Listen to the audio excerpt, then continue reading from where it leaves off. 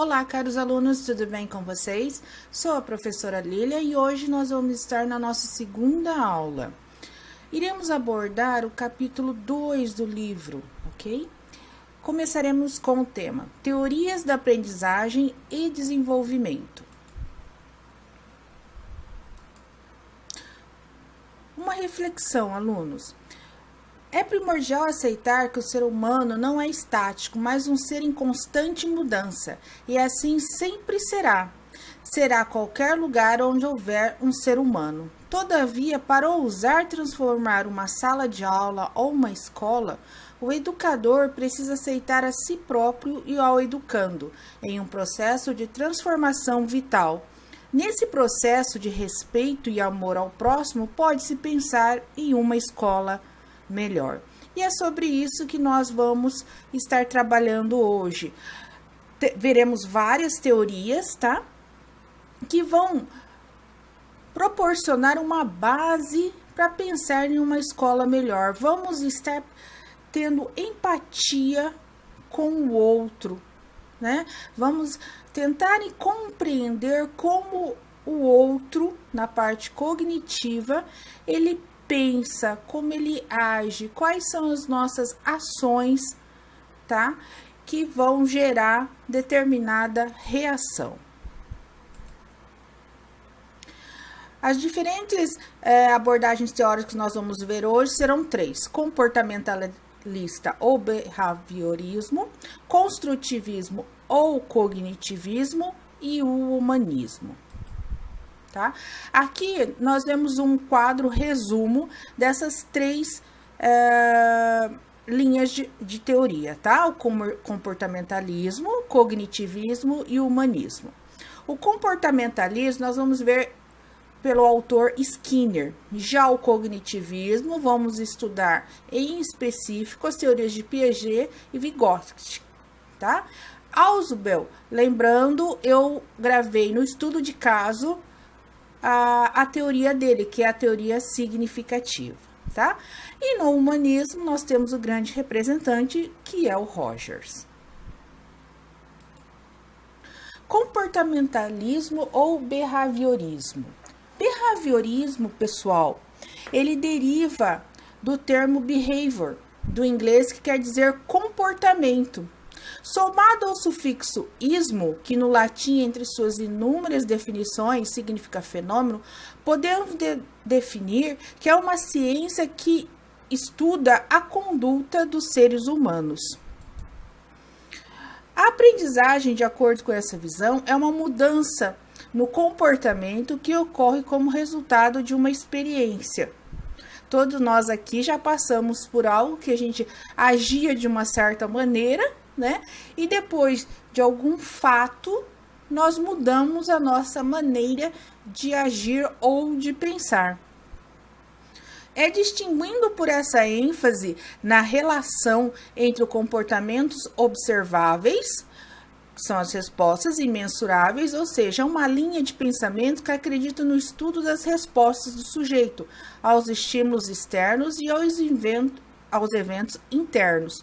Logo, segundo essa concepção, a experiência humana pode ser compreendida como inter-relações entre estímulo e resposta. Então, uma ação e uma reação.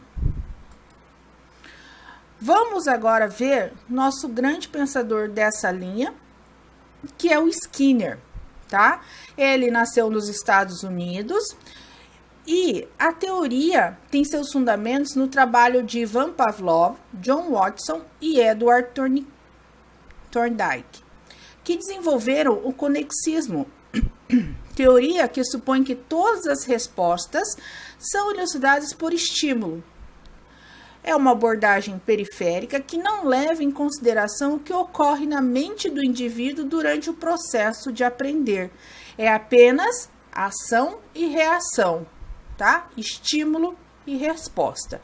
Dentro do pensamento comportamentalista, a ênfase é dada nas relações entre o ambiente e o comportamento.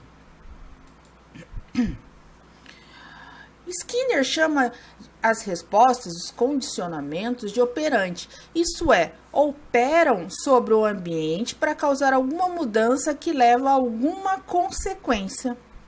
No comportamento operante, o indivíduo age para obter o reforço. O reforço nada mais é do que, turma, uma manifestação de um comportamento a uma ação recebida.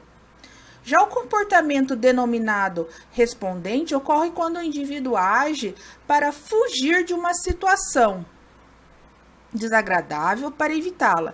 Na concepção de Skinner, outro conceito importante diz respeito à modelagem, ou seja, o processo de orientação da aquisição de uma nova resposta através do reforçamento por aproximações sucessivas a uma resposta desejada. O que isso quer dizer? Se nós queremos que o nosso aluno tenha uma determinada conduta, uma determinada resposta, nós temos que estar fazendo reforçamento nas nossas ações para que ele chegue até aquela resposta desejada ou esperada pela ação que nós estamos exercendo sobre ele. A palavra-chave de Skinner é comportamento. Para ele, a aprendizagem concentra-se na capacidade de estimular ou reprimir comportamentos desejáveis ou indesejáveis. Na sala de aula, a repetição mecânica deve ser incentivada, pois esta leva à memorização e assim ao aprendizado. Aqui temos um exemplo da tabuada, como era antigamente, tá? Repetia-se em voz alta toda a turma. 2 vezes 1, 2. 2 vezes 2, 4. 2 vezes 3, 6. E assim a professora ia nos condicionando a uma resposta esperada, tá? De acordo com a ação que ela estava fazendo. Qual era? Repetir, repetir e repetir em conjunto. Os comportamentos são obtidos punindo o comportamento não desejado e reforçando ou incentivando o comportamento desejado com um estímulo repetido até que ele se torne automático. Não quer dizer que o aluno ele tenha aprendido a tabuada. Não, ele decorou nesse caso, tá? De tanto que ele repetiu, ele acabou decorando. Dessa forma, segundo Skinner, a aprendizagem concentra-se na aquisição de novos comportamentos. A aprendizagem ocorre através de estímulos e reforços, de forma que se torna mecanizada. Não, o aluno não compreendeu por que 2 vezes 2 dá 4. Não, ele é simplesmente, turma, de acordo com essa teoria comportamentalista, ela simplesmente responde de uma forma mecanizada a uma ação do professor. De acordo com a teoria de Skinner, os alunos recebem passivamente o conhecimento do professor, ou seja, o professor é detentor do conhecimento e o aluno é o receptor. Ele simplesmente irá receber, memorizar e repetir, tá?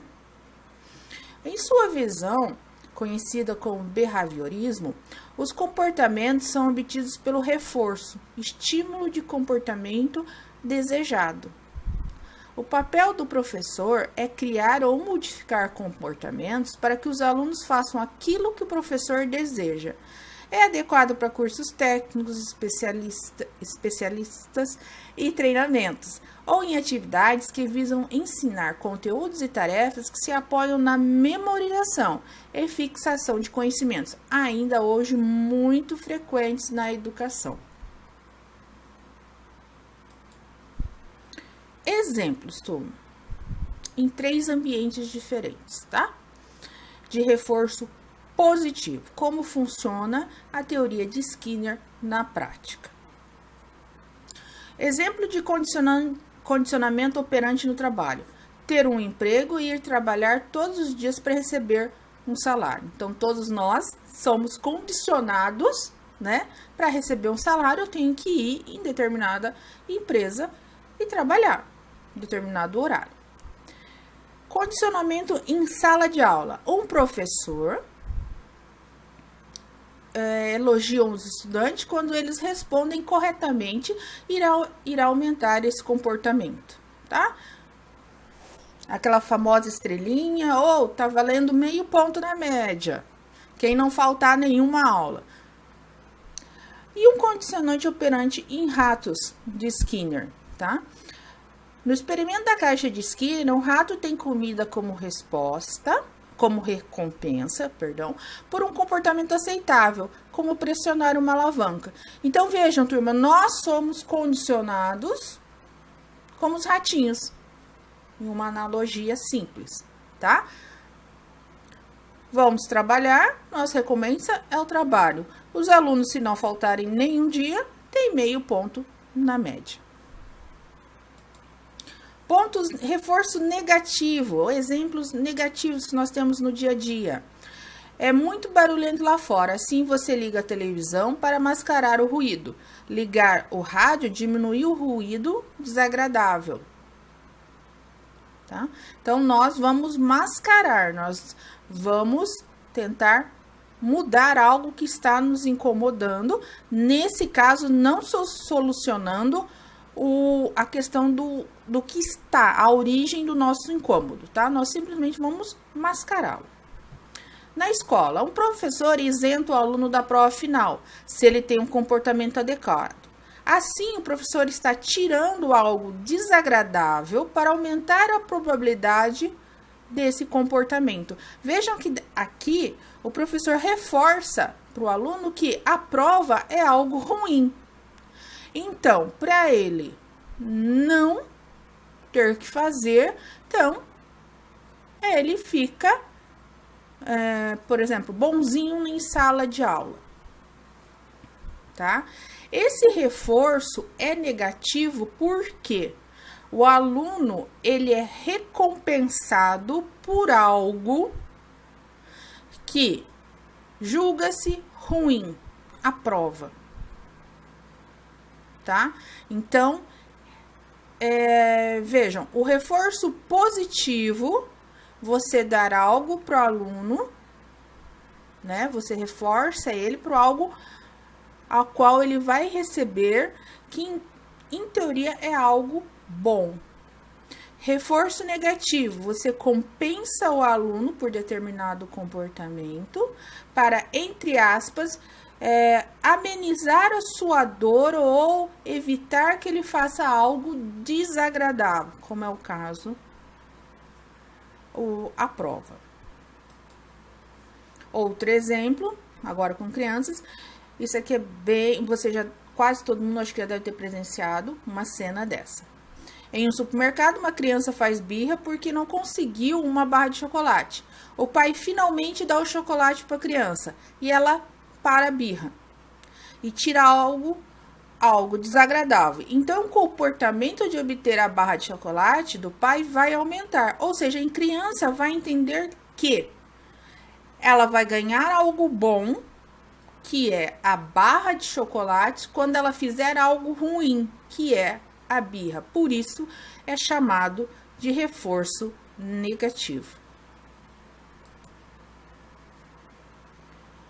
Construtivismo ou cognitivismo. Essa linha entende que o aprendizado se dá em conjunto entre professor e aluno, ou seja, o professor é um mediador do conhecimento que os alunos já têm em busca de novos conhecimentos, criando condições para que o aluno vivencie situações e atividades interativas nas quais ele próprio vai construir os saberes.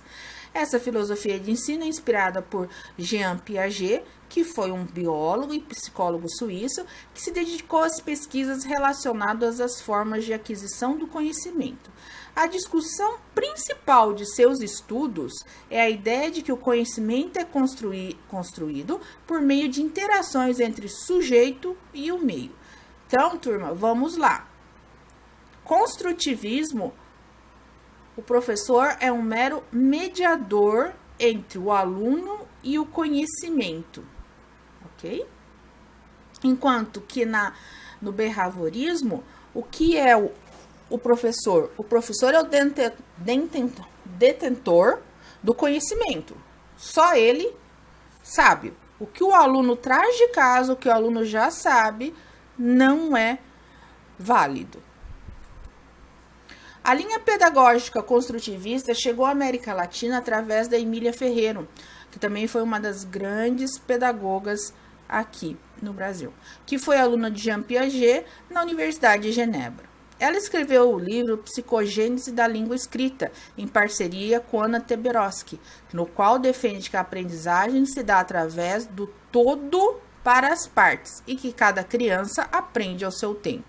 Ou seja, nós damos um conceito universal e depois vamos partindo para as partes. Nós vamos detalhando o porquê disso, ok? Um exemplo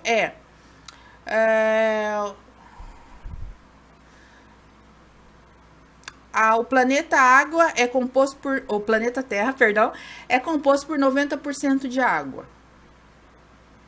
Mas o que é água?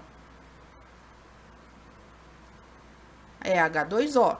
Mas o que é o H2O? São dois elementos da química que juntos formam o líquido que denominamos água. E assim vamos partindo para minuciando esse conhecimento para o aluno.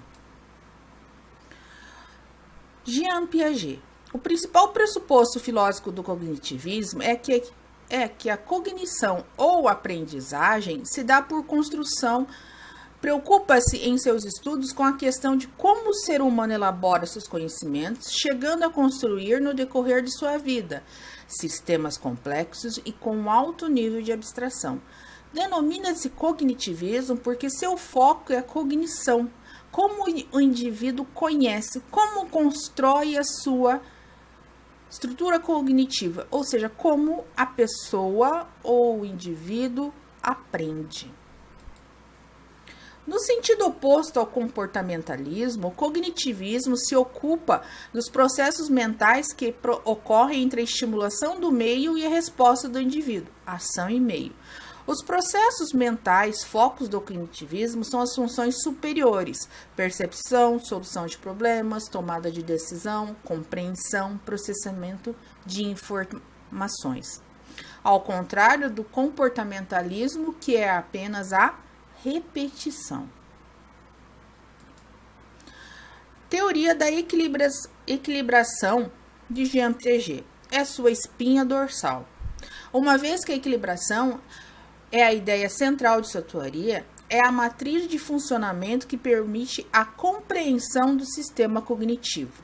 Piaget afirma que o processo de desenvolvimento depende de fatores internos ligados à maturação de experiências adquiridas pelo indivíduo em contato com o meio e, particularmente, do processo de autorregulação, nomeação de equilibração por meio de um estado de equilíbrio ou adaptação em relação ao meio é mantido.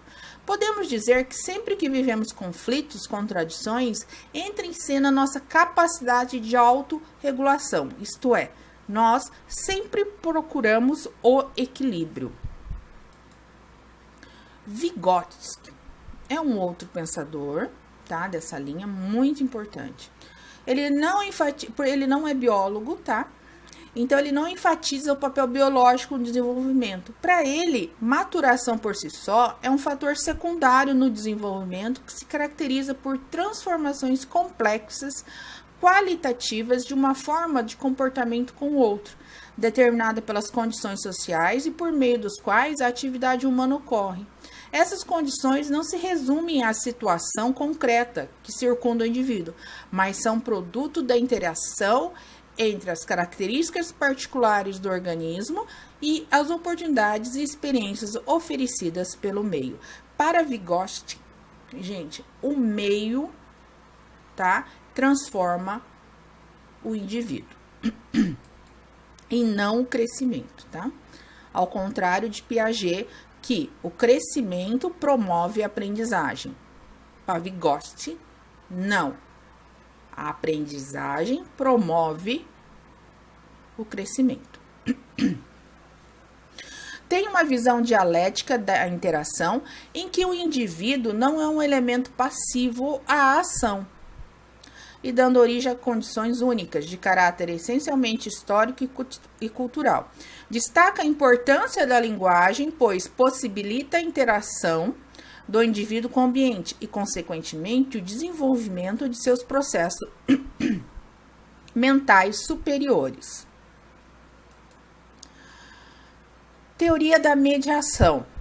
Para Vygotsky, o ser humano, lembram que o professor é um mediador do conhecimento. A escola deve buscar superar as dificuldades dos alunos de todas as formas possíveis, para que ele consiga ir além do conhecimento cotidiano. Ademais, é a escola que, por meio de seu trabalho em mediação, propicia ao aluno desenvolver o seu pensamento e uma concepção científica do meio. Vale destacar que o ensino formal desempenha um importante papel no desenvolvimento cognitivo. Agora vamos fazer uma comparação entre esses dois autores. Piaget privilegia a maturação biológica, enquanto Vygotsky o ambiente social. Piaget, por aceitar que os fatores internos preponderam sobre os externos, postula que o desenvolvimento segue uma sequência fixa e universal de estágios. Ao contrário, Vygotsky salienta o ambiente social em que uma criança nasceu, reconhece que, em se variando esse ambiente, o desenvolvimento também irá variar. Nesse sentido, não se pode aceitar uma visão única, universal de desenvolvimento humano.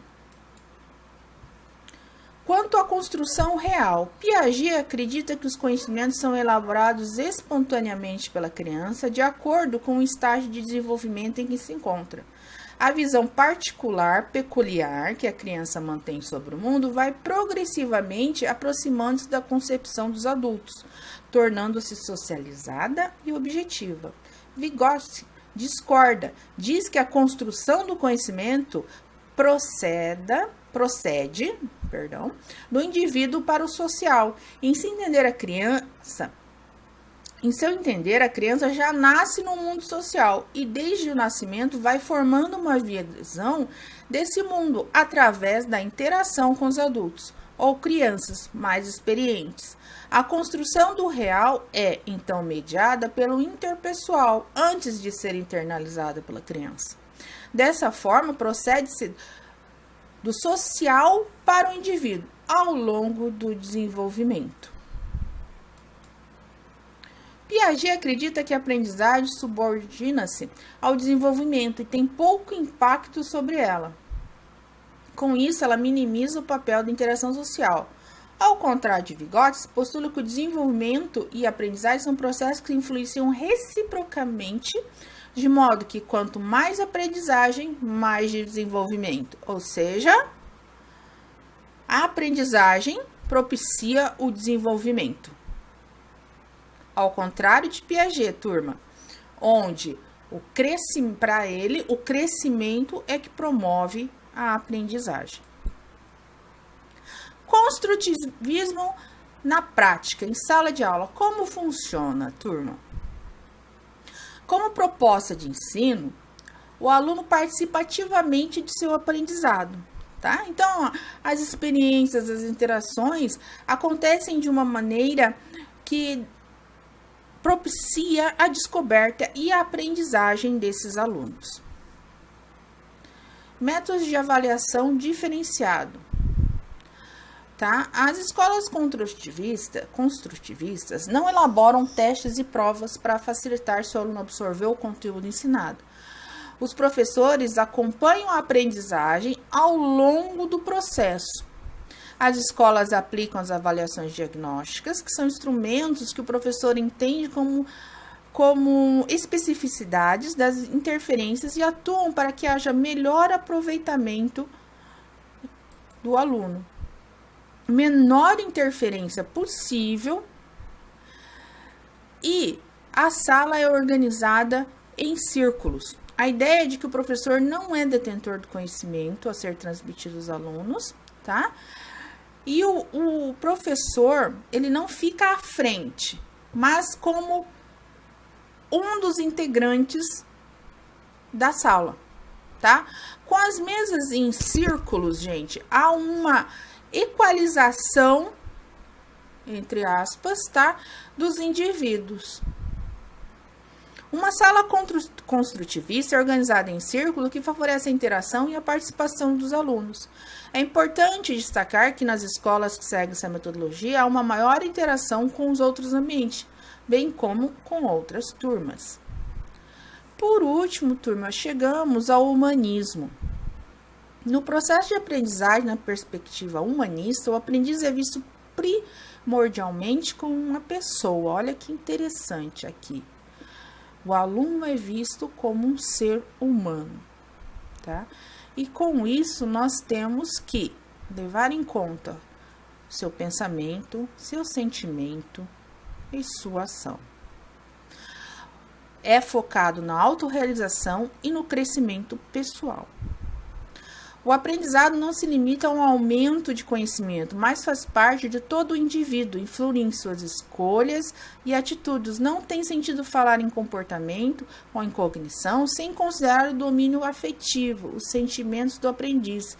Ele é uma pessoa e as pessoas pensam, sentem as coisas, né? Muito interessante essa visão. Quais são os pilares da educação humanista? O conhecimento é construído por meio de experiências subjetivas. O principal objetivo é despertar todo o potencial dos estudantes, prezando pelo desenvolvimento intelectual e emocional. Vejam, em nenhuma das outras linhas se falava do desenvolvimento emocional. A escola respeita a individualidade dos alunos e oferece ferramentas para sua autonomia. O professor atua como mediador do conhecimento, aqui ele também está como mediador, assim como a Piaget e Vygotsky.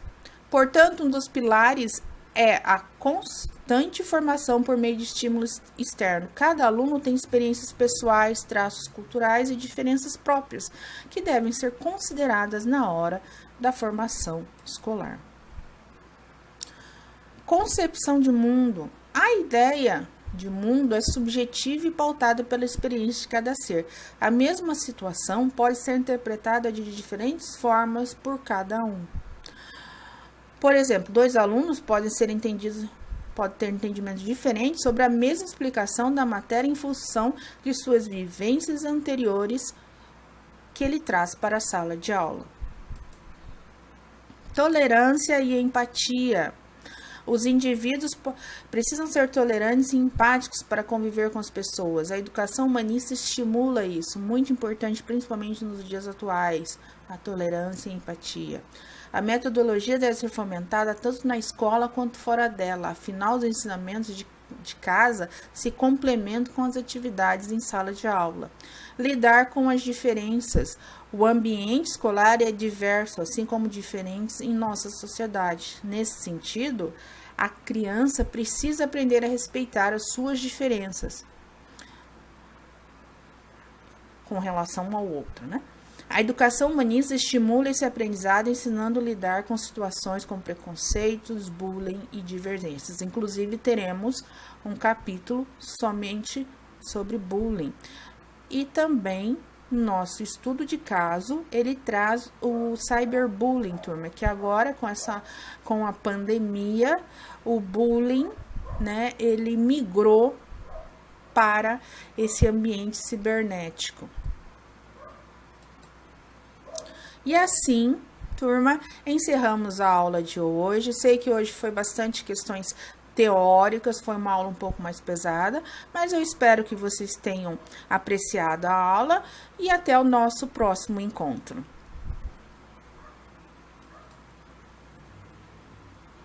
EAD, Unicef, do meu jeito, no meu